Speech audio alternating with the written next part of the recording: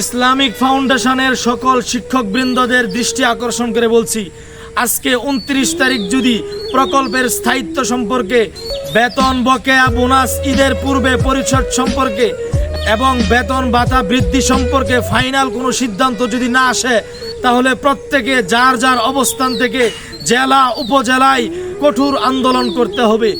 আমাদের মন্ত্রণালয়ের বিভাগে এত বড় যোগ্য আলেম থাকা সত্ত্বেও এই প্রকল্প নিয়ে এত কাহিনী চলছে কেন? নাকি আমাদের মধ্যেও কোনো দালাল আছে? কাউকে ছাড় দেওয়া হবে না। আমরা শিক্ষকরা কি দুর্বল? আমরা দুর্বল না। আমরা যদি ময়দানে নেমে আন্দোলন করি তাহলে আমাদের দাবি মানতে তারা বাধ্য হবে। আমরা এতদিন কিছুই করি নাই, কারণ আমরা উপরের দিকে তাকায় ছিলাম। তারা যদি ব্যর্থ হয় তাহলে আমরাই মাঠে নেমে আমাদের অধিকার আদায় করব ইনশাআল্লাহ। দেখা হবে লড়াইয়ের ময়দানে। এর আগ পর্যন্ত সবাই দোয়া করেন, আল্লাহ রাব্বুল আলামিন যেন দ্রুত একটা ফয়সালা করে দেন। আমিন।